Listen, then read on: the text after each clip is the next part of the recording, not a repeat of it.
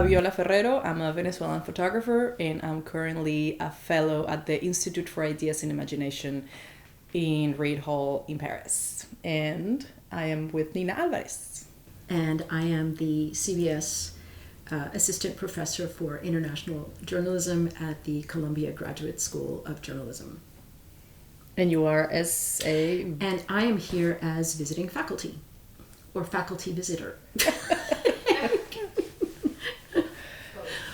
One of those. Okay. And what brought you here? Honestly, I had a grand plan to start production on a new film, but I am still working on my last film, and I don't have much time to finish it, so I am scrambling and not doing production on the next film.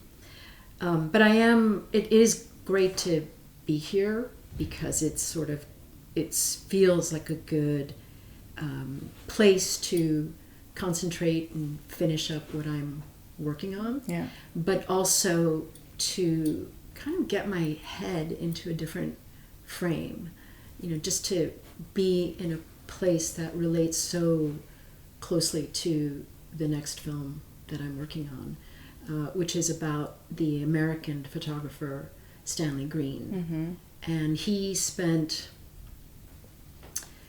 pretty much the most important years of his career based in Paris, and produced important work that was in French publications and some American publications, but he was much better known in France than he was in the United States. And what do you think why do you think he chose Paris to be based in instead of New York? I think it was a combination of things. I think some of it was personal. He also had an objective of being a fashion photographer. I mean, New York is also a fashion center, but it's not Paris. And I think that he really thought that this was going to be the place where he would establish himself as a fashion photographer. But he instead ended up doing war photography. Yeah, he started in fashion, and through a series of odd twists, all having to do with women, he actually ended up becoming a war photographer. It was sort of by accident. I'll make this story very short. I'll spare you the details. But he did follow a woman to Africa. He spent some time in Mali, and then I think she dumped him. And he was sort of at a loss, didn't know what to do, was riding on a bus, and the way he told it was he was there, he had his camera, and someone said, "Hey, you're a photographer, we need you to come and shoot our community." And these, of course, were the Tuaregs in Mali. And I mean, he says it was like not quite an invitation, but more akin to a kidnapping. Okay. And he did his first photographs of something that was not really fashion or landscape oriented. Mm-hmm. And I think that's where the bug got him. Was in photographing real life.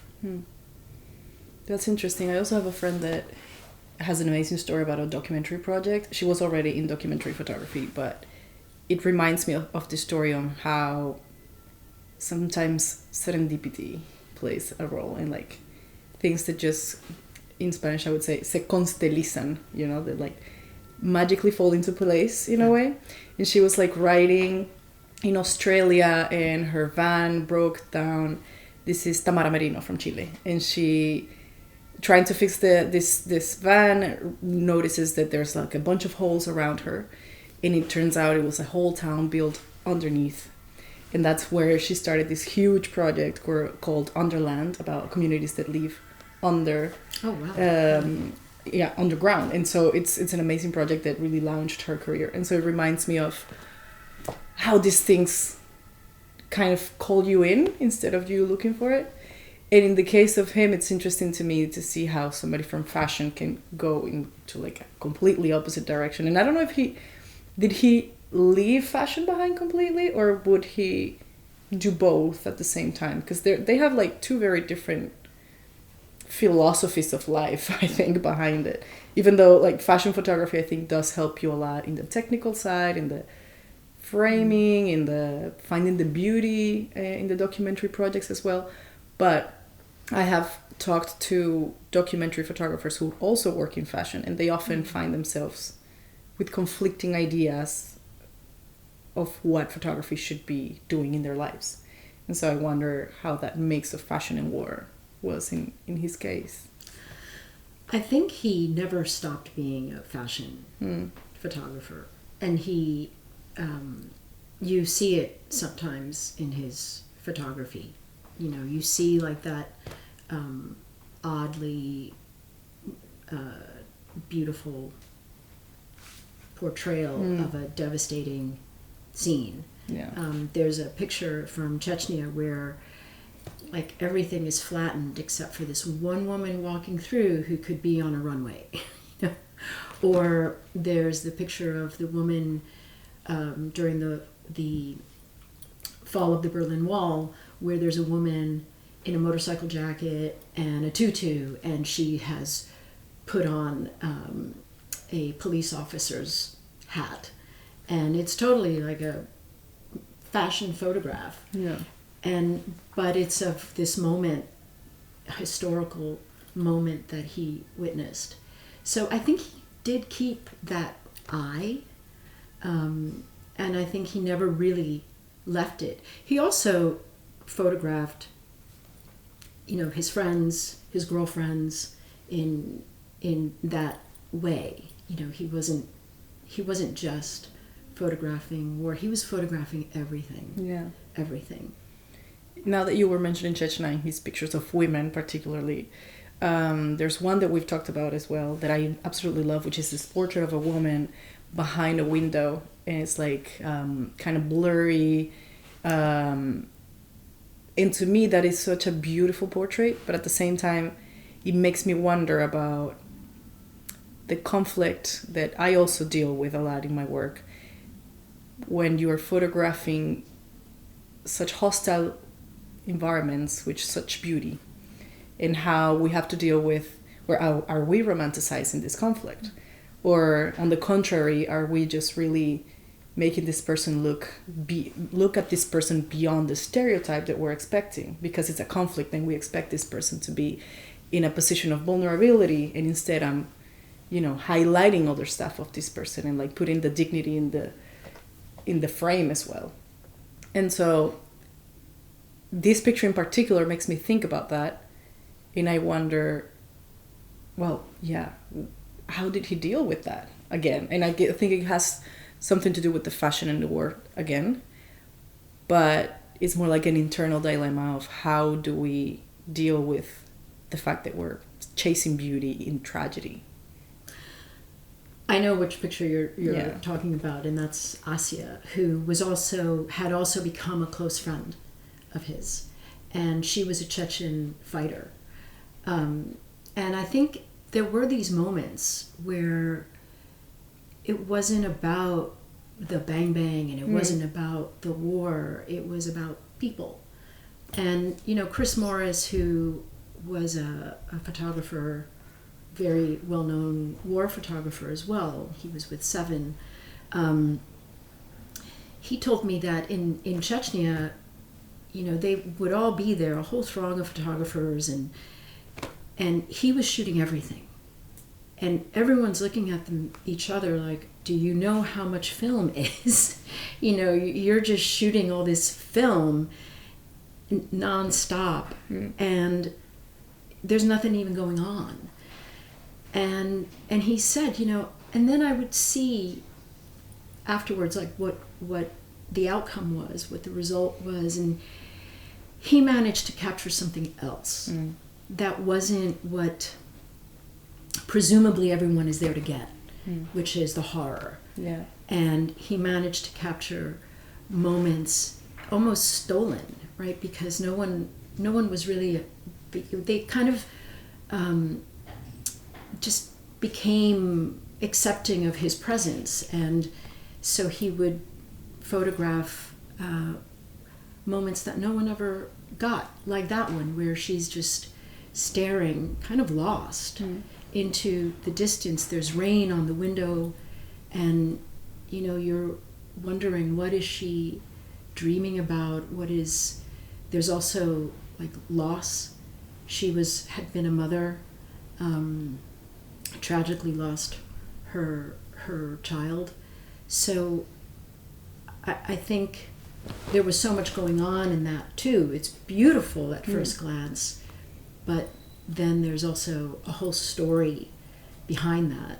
And he also photographed her in other ways. He photographed her in a portrait where she's got her head covering and she's got a big gun and she's a badass fighter. Yeah. And she's also that same beautiful woman, and that also seems to me like a fashion photograph. Exactly. Yeah. And so he became very close with people there, and he, when you work in journalism and you kind of parachute into the story, you also leave and you kind of never look back. For many photographers, especially if you're news, if you're going where the action is, and you're done, and you move on to the next thing or wherever your editors send you. And I think Stanley was that photographer who stayed behind. He hung out, he got to know people, people got to know him, and I think that is reflected in his work, where it's much more than what happened. It is also about the people who lived those experiences. That also reminds me of, because recently I was in a trip in Caracas and I saw this exhibition of Letizia Battaglia, who's an Italian photographer, and people call her the person who dared to shoot the mafia, because her work was focused on the Italian mafia. And she also has a few portraits of this woman that was, I think it was the widow of somebody that was killed by the mafia, or somebody that was part of the mafia but was killed. And she has images of this person during the mourning and during the funerals.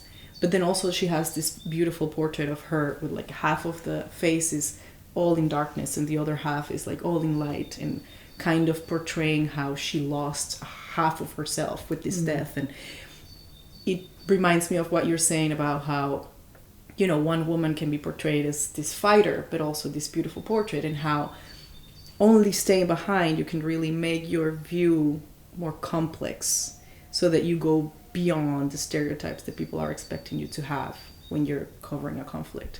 And I think that's the value of the work that he was doing. And in also to connect it with Letizia, in her case, she was also kind of defying the system because she was a woman photographing the mafia in Italy.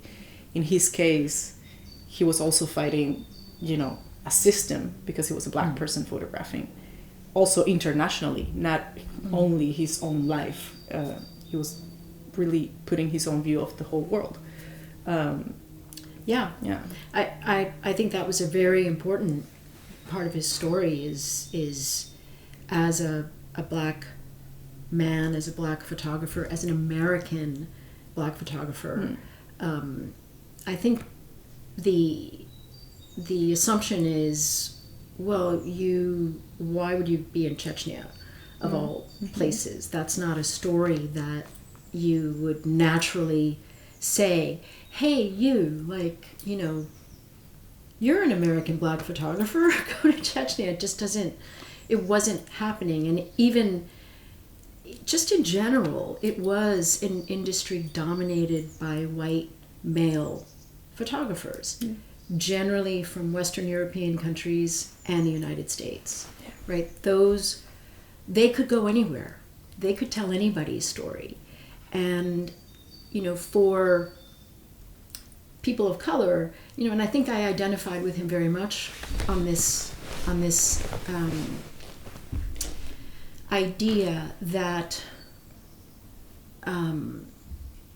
the question of who gets to tell the story.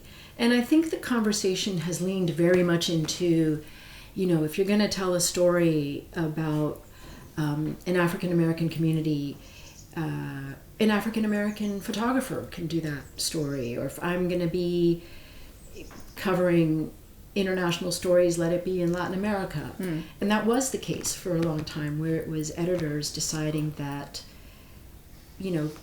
yeah, you could do those stories, but we don't really see you doing something else, doing anything else. Yeah. Like, you're very good at that, Yeah. and we love what you do in Mexico and Cuba, but we can't really see you in Chechnya or Bosnia.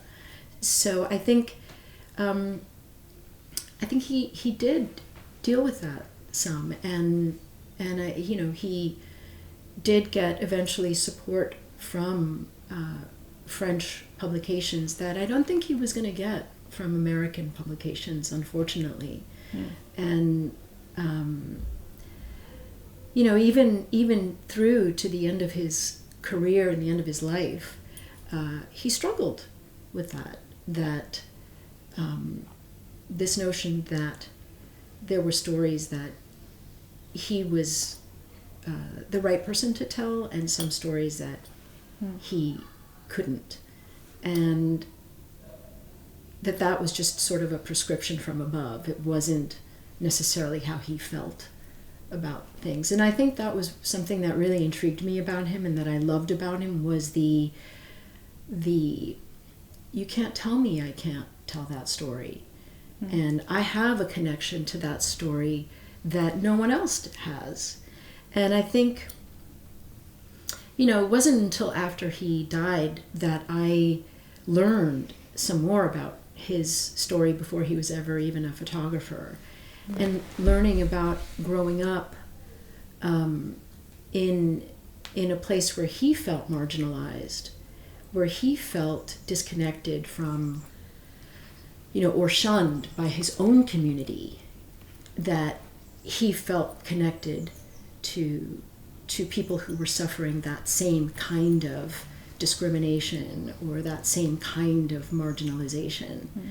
And I think this really helped me kind of understand what drew him to stories of vulnerable people that he shared a vulnerability with. He didn't come at it with the, I'm a, this badass war photographer. He did have a little bit of that, like, I mean, everyone who saw him in person can also testify. Yeah. But, he was kind of the look of a rock star, a little bit. A little bit. It was, rings, and he made noise when he walked in, right? Yeah. Like, he wouldn't have to say a word. It was just like the rings and the leather and the, but I do think that he wasn't that way in the field, and I traveled with him in Afghanistan, and I saw that, he was definitely an odd, curious creature for anybody, looking at him. Certainly his look, no matter what he put on, he was different. But I don't think he came in with that same kind of I'm here to take your story. Although I think too that there are pressures in the profession that make that very hard, to just be there and look for the story that we're not anticipating.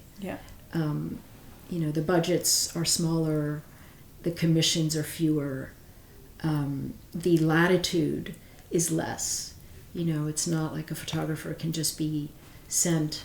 The editors really have an idea of what they want, and so I think that was a big challenge for him later in his life, where he struggle to maintain like that sincerity versus what would keep him employed.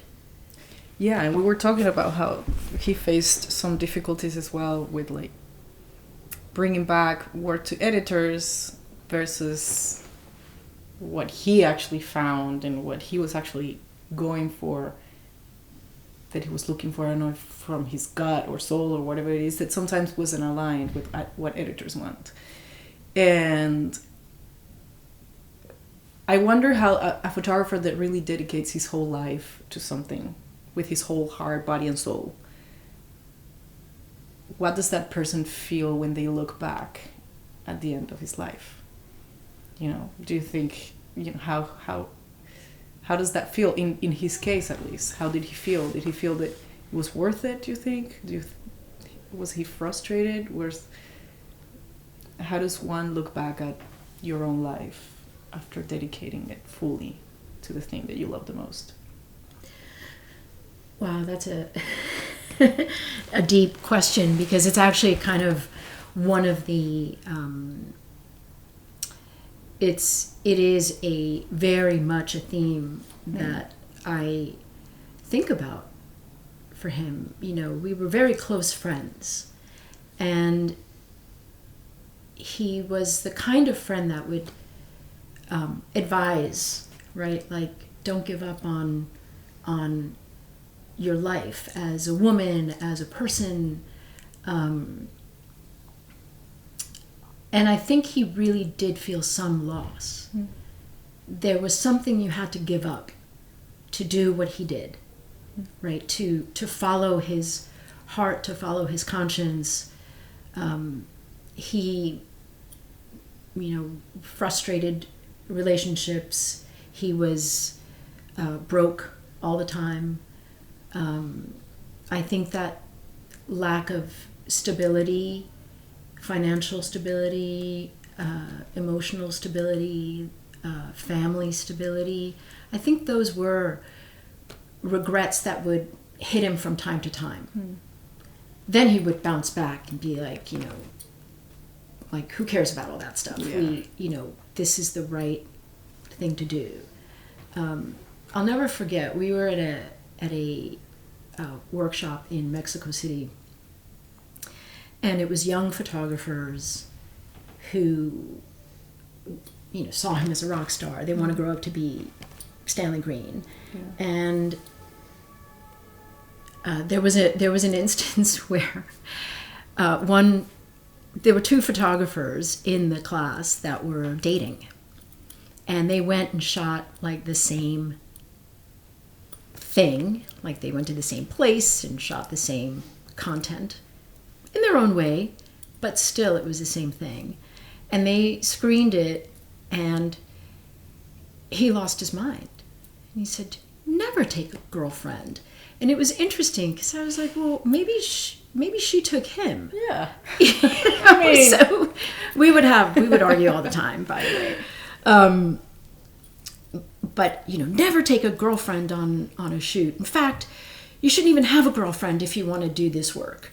And, you know, and he would go to these extremes, right? Yeah. It was like, you know, I'm fully committed, and this is when you do your best work. You don't do your best work when you're entangled and your life is complicated by women and relationships. Do you think he was driven by the commitment to the present moment of what he was doing, or was he driven by legacy? Do you think he was thinking about what was going to stay of him when he left? I think he was full of shit. I think he was trying to rationalize why he couldn't keep these things in balance. Okay. And he loved to be in love. That was the irony, right? Here you are, like, I feel, you know, screaming at this, you know, young guy who's like in love, and you're telling him like, love is gonna ruin your work. Yeah. Un poquito de cinismo to protect the heart. Yeah, and so I think he was always in love, and like, I met somebody on the plane. This is the one. You know, And he was hopeless like that. He would just, these were the contradictions, right? These were the push and pull, and he really loved, like, intensely. And I think it was everything he did was so intense. And, you know, I think you can't exist that way, you know, and like conflict had to be a part of it. Like, that was passion. And I didn't, I thought it was like nuts. I was like, why are you with this person? You suffer. And why do you go to wars? You suffer. You suffer. And I think it was just sort of a heightened state of being, like a stimulating thing that I have never quite gotten my head around. But it's, from the things that I read, it also seems like he was actually becoming open over time about how all of that was really taking a toll on his mental health, and how he was becoming, you know, aware of how much that was taking from him. Yes. Yeah. I think that's true. I think he had a really hard time the last few years of his life because he had cancer. And, you know, I sat with him about 6 months before he passed. And we, you know, we're in a basement studio looking at his archive, and he was organizing his archive and coming across, like, pictures of his wedding, you know, and that was a marriage that failed, you know, within a year or so. It was very short. I can't recall exactly how long they were together. But all of those things he regretted. You know, he did come to a place of, like, you know, you asked the question, right? Was it worth it? And I think he did never find a balance, and never did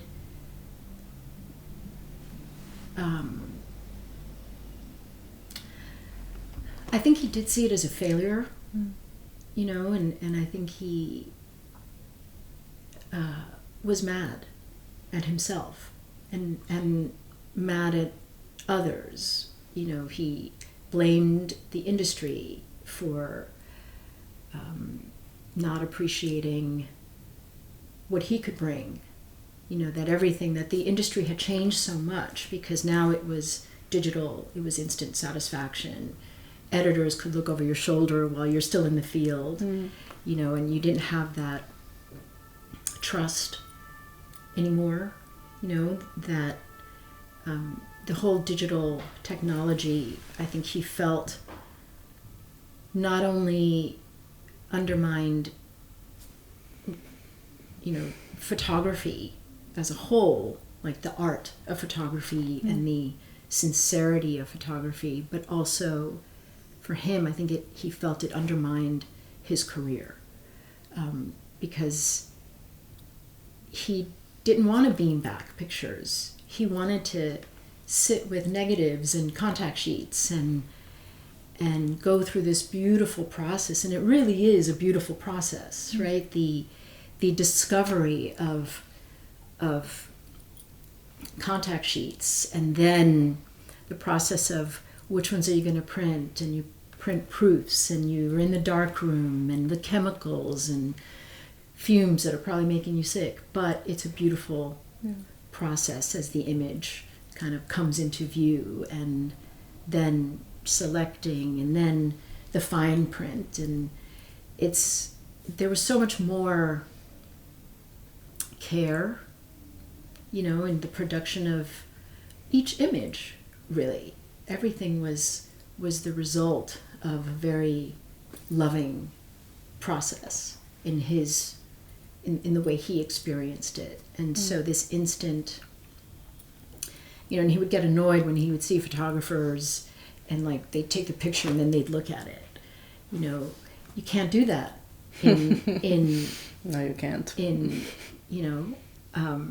film photography. Yeah. So it was also he also thought it just also meant that photographers didn't trust themselves because they were checking immediately and they were less involved in what was going on here and just making sure they got a shot that worked. Yeah. And I thought, or he thought that it was making photography, that it was weakening it, that it wasn't, that it was weakening the art form and the whole process, and that photographers were different. And he was different. He wanted to just go out with a bunch of film and shoot whatever he saw. I think a lot of photographers nowadays would love to do that as well. It's just a matter of resources as well. Like it's just not sustainable for an outlet to give you 2 months of assignment and a bunch of rolls for you to shoot. And yeah, I also wish I could go and shoot a bunch of film for 2 months. I mean, it was so costly. But it really makes me want to think about how I'm going to look back when I'm 60, 70, 80, who knows, looking back at a life and a career. Will I feel similarly to him? If you give too much to this and then you feel like you gave too much to it. I've just been thinking about this idea since we talked last time. And yeah, and how it's going to be different for me as somebody who started this career when those years were gone already. Those years of, go for 3 months and shoot a bunch of film and then we'll figure it out. Like, I started, he died in 2017. That's the exact year when I started my career. Mm-hmm. So it's like I started in digital. I started with assignments getting fewer and fewer and fewer. And whatever project I do comes from a deep desire to make everything possible so that I can do it. But finding the funding is hard. Finding ways to cover your expenses on your daily life on top of the expenses that a project can bring you, it's hard.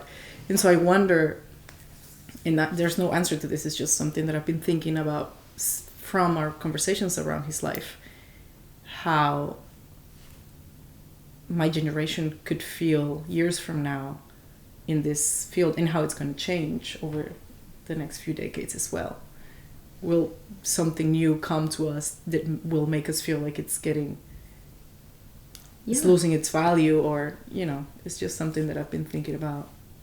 Yeah, I mean, just with the iPhone, right? Yeah, which to me, like, I actually think it's amazing. Like, I love the fact that everybody can just take their own pictures, because it's also a way for them to reclaim their own view of the world and of themselves.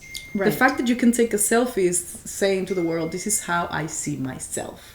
And I don't need somebody else to see me.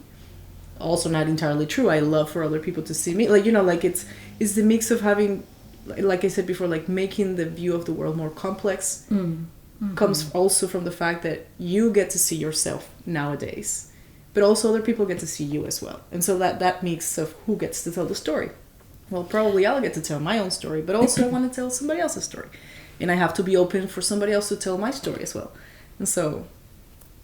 But in terms of a photojournalism industry, right? And there are rules to photojournalism that amateur photographers aren't necessarily aware of or care about. And so that has also fed into this whole manipulation of imagery and, of course, AI. I mean, I'm sort of glad he's not around to see this because I think he would flip out.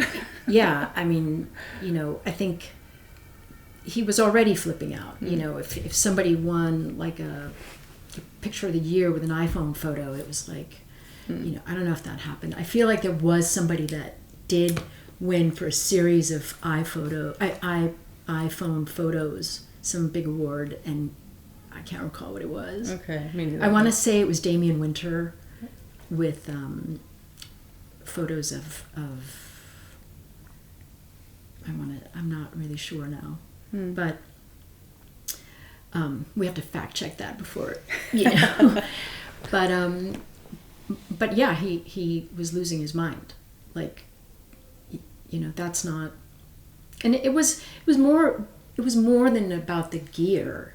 It was more about, I think he also really believed this is a craft.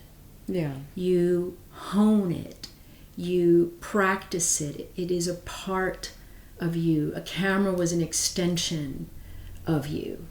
And I think, you know, for him, someone just taking an iPhone and claiming that photographer moniker was you know, blasphemy. And I mean, it really, cameras were always on him. You know, wherever you were, like if you were in Afghanistan, I remember he looked like a Christmas tree.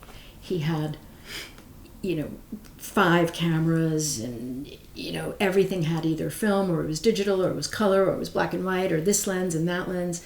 And he just knew. He had kind of a total instinct as to where to reach, which camera to reach. They were all Leicas, of course, except for the one Nikon. But I think he really had a disdain for this notion that anybody can be a photographer, and that he really did feel it was something you earned.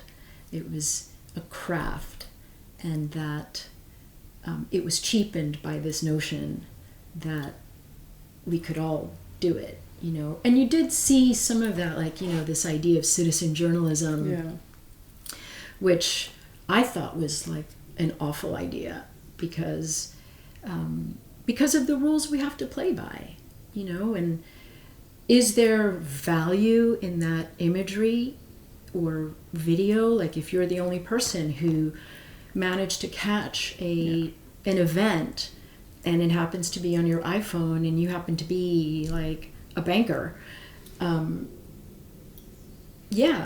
course there's value in that. But then there's also whoever is going to utilize that has to provide context and put it within that reality. And I think that we are doing that less and less. You know, we're not contextualizing as much as we do, and that's, you know, the whole social media, news from social media, that's, I think, where it hurts the most. You know, hurts the most that everything is so instant, and everyone has an opinion instantly, but we don't know all the facts, and we don't have the full story, and we don't know the before or the after. It's just, boom, this is it, and you know, we've got our own narrative building that may be accurate or not. You know, depends kind of on your perspective, right, too. So I think he would have been going bonkers right now. And as a lot of people are. And you know, but I don't want. I do think that he really did love the craft, and he loved photographers, and he loved people, and he loved women, and he was a huge supporter of women photographers, and you know, and connecting with friends here in Paris, from his days in Chechnya or from other times in his life. I realized that we all thought he was our best friend, or that we were his best friends, you know, because you asked me, right, like, why are you making this film? And I said, well, he was my friend, and he was my best friend, but he was everybody's best friend. And how are you going to deal with, because I'm guessing we've talked about very positive things about his work and his life, and also some shades, but like, how are you going to deal with problematic things that may arise while you dig into your friend's life? Well, yeah, I think that's why I haven't made this film, because it's like, it's tough to make an honest film about someone you love. Yeah. And I've never done that, and there's part of me that's dreading. I mean, there's footage of us yelling at each other, like cutting each other down over an act of journalism, and why is there footage of this? I'm curious. Oh, because I was behind the camera. Ah, okay. And we might have been like talking. Interviewing. Ah, okay. We might have been talking, or Okay. I just might have been like, "Hey, what was that about?" And then I might challenge him on something, and that's why. So I'm off camera, and you hear us like, carrying on, and he. I don't think many people challenged him, and I think that was part of our closeness, was that, I would call him out on stuff all the time, and he would say, you're really hard on me. You're really hard on me, and you're hard on yourself. And I think he was right. He was he had really good people radar, and I'd say 95% of the time he got a good sense of people, and but he knew me pretty well too. He knew me really well, and was hard on me too, and that was sort of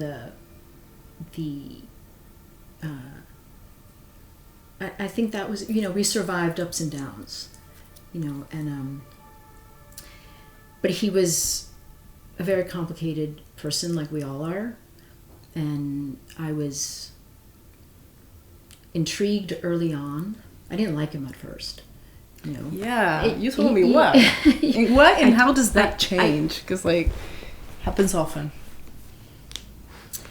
So, that guy that you met, right? That person that walked into whatever room you were. Yeah. All Never spoke, by the way. I just saw him from afar, and I was like, it looks like a rock star. Yes. So I would see him, from afar. We had mutual friends. There was a moment in time in Brooklyn where there was a building that was where the residents were artists and photographers. There were many well-known photographers living in that building, including like Tim Hetherington and Alex Maioli, Paolo Pellegrin, Chris Anderson. All the big names. The big names. And he was there too, and Kadir van Lohuizen, and so I had friends in photography and would go to gatherings there, parties, and he was there, and I was sort of like, he had this the dark glasses on. It's like dark, and he's wearing these dark glasses, and he's holding court, right? Because he was always surrounded by admirers, and he didn't like me either, and for some reason, maybe because I wasn't fawning. But one day in January, I can't remember what year, it must have been like 2006 or 7, and his building was shut down by the fire department, and everyone had about 3 hours to get out, and we happened to be at a brunch because it was a day off for everybody. It was Martin Luther King Day, and everybody had to get out, and I think Kadir asked me to go and find his negatives, and then I rented a truck and helped people get their most important things out and move them, and he came out with that print of Asia looking out the window. Robert Clark took a funny picture of him coming out of the building with that print, and I said, "Can I give you a lift? You're welcome to stay at my place if you need." And he said, No, I have a girlfriend. I will stay with her. Thank you, and I will take the ride. Thank you. And so I dropped him off, and about a week later, or less, I don't remember, he called and he said, "Is that offer still good?" And I said, "Yeah, sure." And he came with an intern, and I kicked the intern out after about 2 weeks. Okay. And then he stayed for like 5 months, and it was like a 1-bedroom apartment, and we binge watched Prime Suspect, The Wire, like 24, and we even talked to each other like in 24, we don't have time. You got to trust me. And it was just so, he was actually fun. And we would watch till like 5 a.m. and be like, okay, one more. So we just kind of became silly friends, and, he started to talk a lot about, he was a talker, and he would talk a lot about the stuff he was trying to do. I ended up helping him write some, he was a very good writer, but his grammar was pretty awful, and his spelling was awful. So I would help him with that kind of stuff, and then we ended up collaborating to make a short little film, and then, and then we ended up actually, even after he moved back to this place, which was called the kibbutz, because there was a matzo ball factory in the basement. We still saw each other constantly, and and then I decided, actually, he's all right. I like him. He's funny. He was hilarious. Watching him play air guitar was hilarious.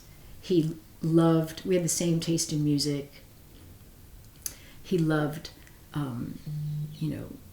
hard metal and punk, and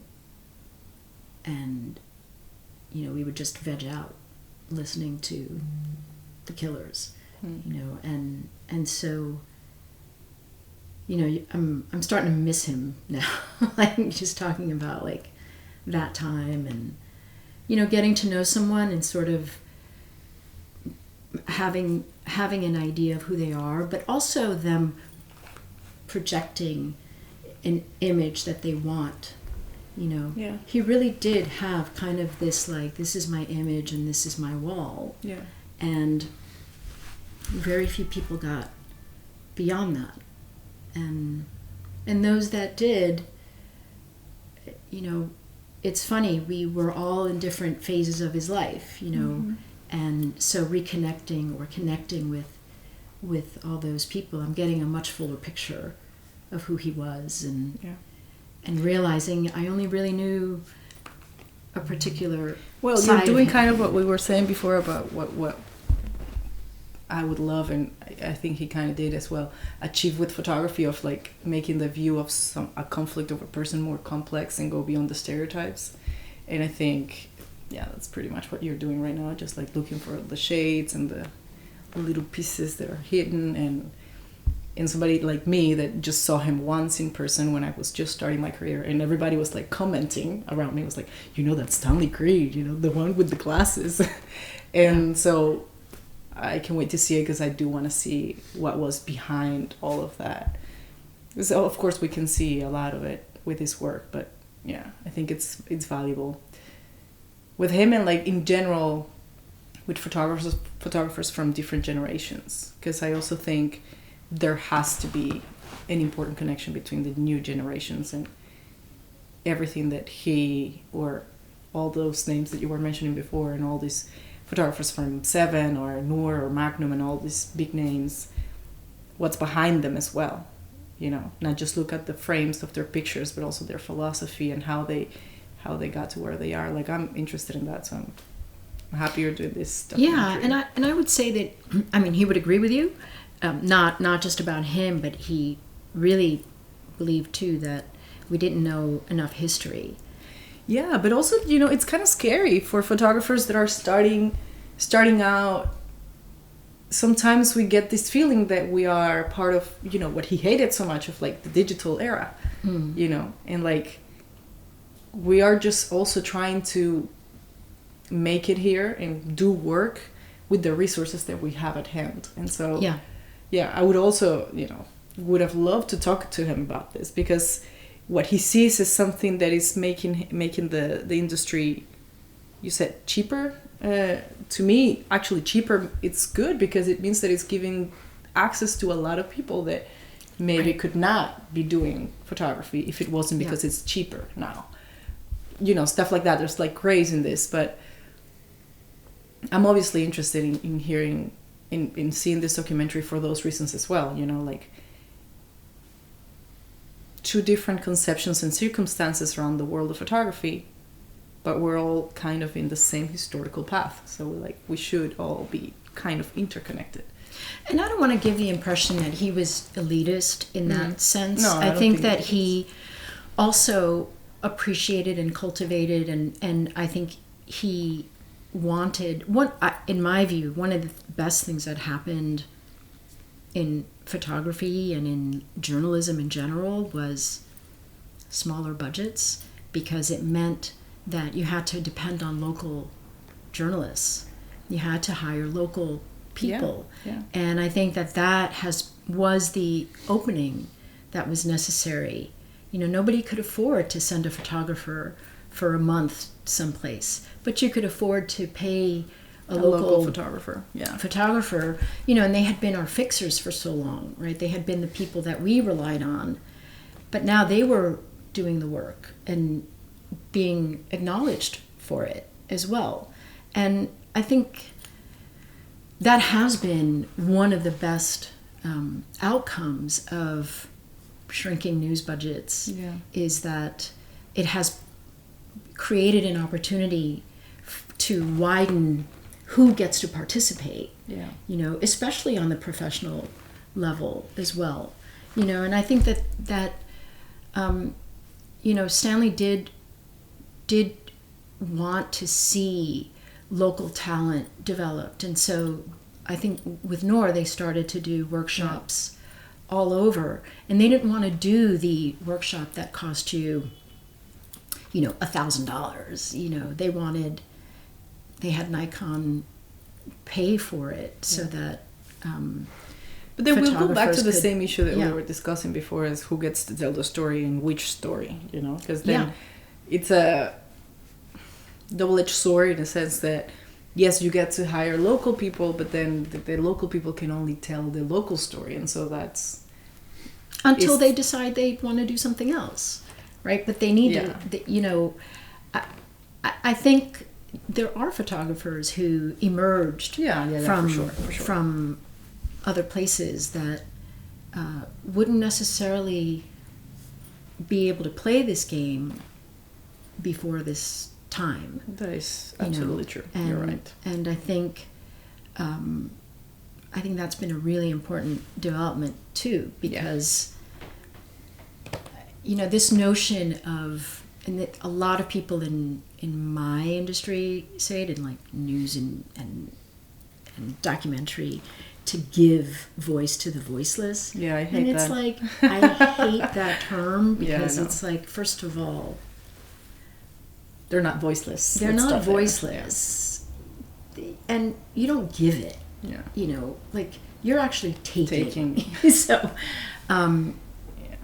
so I do love, like, I prefer to tell stories about my community than someone else. Does it mean someone else can't? You know, I'm reading a book right now that I'm like, I should have written that book. That was my book to write. You know, but I didn't move fast enough, and B, it's interesting to have that perspective, you know, from someone who's not,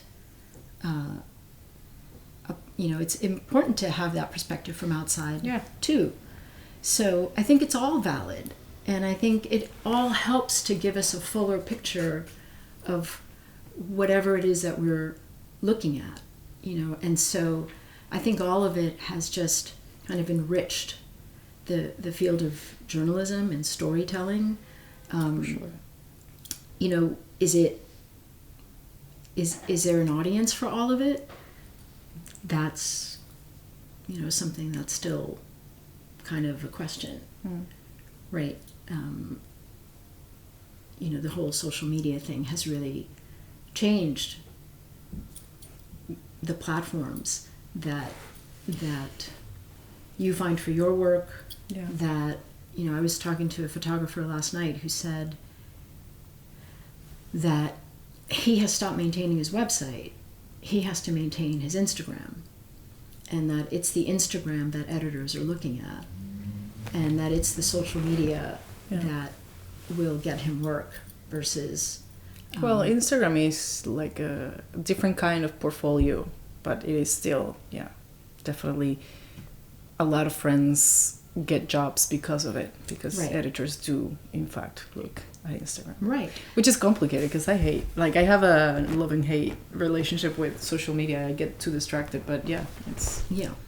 Oh, no, and he was saying, like, you know, I asked, does it matter if it's, like, 2 followers versus, you know, 200,000? And he said, yeah, they care about how many followers you have.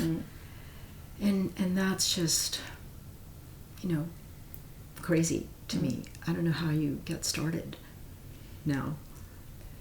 I should know this, but I don't either. Right. No, I mean, I think, I wish I knew how to answer this as well, because I also have students, and just today I was talking to one of them, because he was feeling like, and this also I think is very much related to what we were saying, all this whole conversation, that he feels the need to take a break from the daily assignment work because he wants to study. And he's scared that if he stops taking assignments for just a few months, and he's never going to work again. And this notion that is that precarious, and it's that you have to give your whole absolute life to it so that you can make a living. It's insane when you think about it. And my advice was, you know, don't be scared if you feel like you really need to study and or do something else for a period of time. But it's hard to follow your heart. It's one of the fears, because it is that precarious. Right. That you cannot even be absent. And it happens even in 2019. I got sick for a while, and I couldn't be as productive as I was, and I had that fear back then as well. Because, Yeah, and that was a huge fear for Stanley, was not just not working, but also not being relevant. And, you know, and he wanted to keep shooting till the end. Yeah. And he pretty much did. You know, he, like, at the very end of his life, he decided to take a trip to the Caucasus, and he was very sick. Which in itself is admirable. Because, like, if you see the grants and awards, a lot of them are, like, 25 under, 30 under. Yeah. And so it seems like it's always renewing whoever gets jobs, I guess. I don't know. Yeah. So it's pretty admirable to make a career that lasts a lifetime. Yeah. And it cost him, you know. And but he did his last trip, and he did do it with a girlfriend. You see, things change. And you know, I mean, it was more of a love interest. I don't think they were, like, together. They had been together at one point, and she's also, like, was not a hanger-on. She is a very gifted photographer. But he just decided, you know, I can't just sit in Paris and go to doctor's appointments. I'm gonna die. So I need to do what I do.